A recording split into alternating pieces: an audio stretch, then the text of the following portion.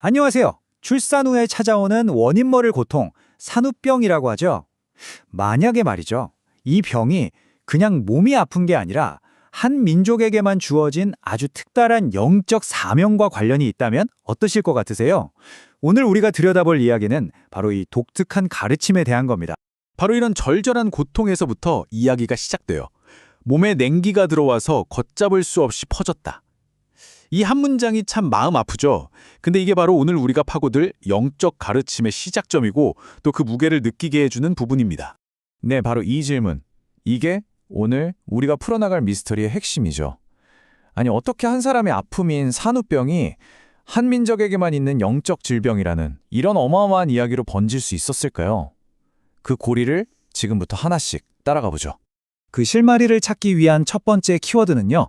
이 병을 단순한 질병이 아니라 일종의 공부로 본다는 거예요. 네, 영적인 공부요. 자, 이 가르침에서 말하는 핵심 주장을 먼저 딱 짚고 넘어갈게요. 여기서 산후병은요, 그냥 전 세계 엄마들이 겪는 그런 게 아니에요. 딱 오직 한국인에게만 자연이 아주 깊은 뜻이 있어서 내리는 고유한 병이라는 거죠. 아니, 근데 영적인 원인이 어떻게 우리 몸에 이렇게 물리적으로 영향을 준다는 걸까요? 그게 궁금하잖아요. 이 가르침은 그걸 몸의 열린문이라는 개념으로 설명합니다.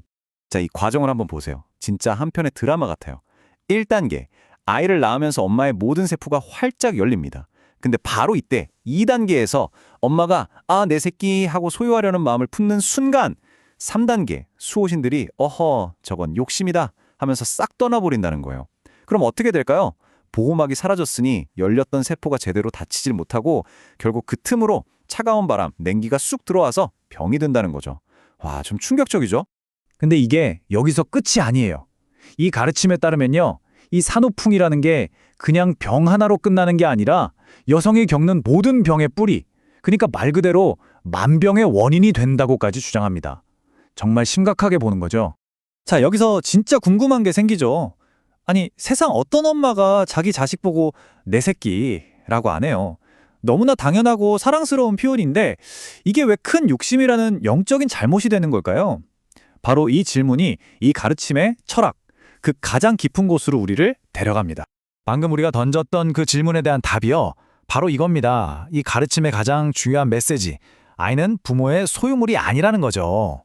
이 가르침은 굉장히 어떻게 보면 좀 도발적인 말로 인간과 동물을 딱 나눠서 설명해요. 인간 세상에는 내 새끼란 게 없습니다. 그건 동물한테나 있는 겁니다. 와, 우리가 거의 본능처럼 생각했던 말이 여기선 완전히 부정당하는 거예요. 이 표를 보면 그 차이가 더 확실하게 와봤죠? 동물은 그냥 육체를 낳는 거지만 인간은 다르다는 거예요. 육체라는 물질에다가 부모 소유가 아닌 신성한 영혼이 합쳐진 존재라는 거죠. 그러니까 몸만 낳았지 영혼까지 내 거다라고 주장하는 순간 바로 그게 영적인 오류가 된다는 설명입니다. 그럼 부모는 뭐냐?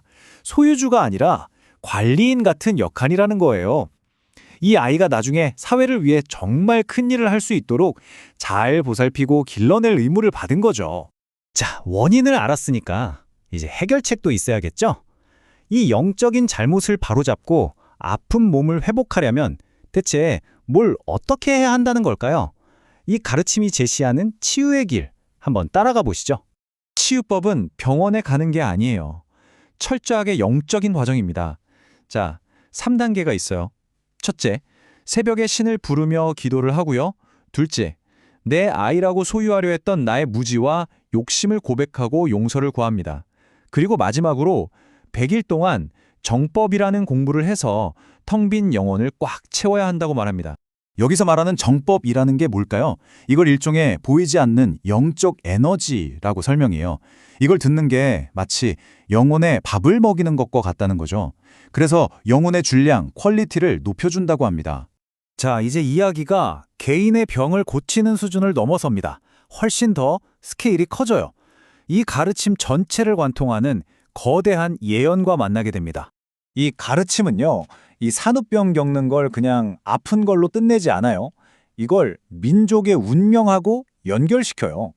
이 병을 통해서 소유욕을 버리는 깨달음을 얻는 과정이 나중에 인류를 이끌 지도자, 바로 홍익인간이 되기 위한 필수 훈련 코스라는 겁니다. 와, 스케일이 정말 크죠? 이 가르침이 보는 인류 역사는 이렇습니다. 힘으로 세상을 지배하던 과거, 제국의 시대가 있었고, 그게 무너지면서 혼란에 빠진 현재를 살고 있고, 그리고 마침내 전 세계 사람들이 지혜를 구하러 한국으로 몰려드는 미래, 즉 인도의 시대가 올 거라고 예언하는 거죠. 심지어 구체적인 시간까지 제시합니다. 바로 30년. 앞으로 30년 안에 전 세계가 한국을 찾아오게 될 거라는 거죠. 결국 우리가 맨 처음에 이야기했던 그 산후병이라는 고통이 이 거대한 예언 속에서 미래의 지도자를 만들어내는 아주 중요한 훈련 과정으로 의미가 딱 맞춰지는 겁니다. 자, 지금까지 우리가 살펴본 이 가르침, 핵심만 다시 정리해 볼까요? 첫째, 산후병은 그냥 병이 아니라 영적인 수련이다. 둘째, 원인은 내 자식이라는 소유욕이다. 셋째, 그래서 치유는 참회와 공부를 통해야 한다. 그리고 마지막으로 이 모든 게 한국인이 미래의 인류를 이끌 지도자가 되기 위한 운명적인 과정이라는 겁니다. 오늘 우리가 들여다본 이 가르침, 결국엔 이 질문 하나를 우리에게 던지는 것 같아요. 나에게 자녀란 잘 키워내야 할 선물인가? 아니면 내가 소유한 재산인가? 이 가르침이 맞고 틀리고를 떠나서 이 질문 자체는 우리 모두에게 부모와 자식의 관계를 한 번쯤 깊이 생각해보게 만드는 것 같습니다.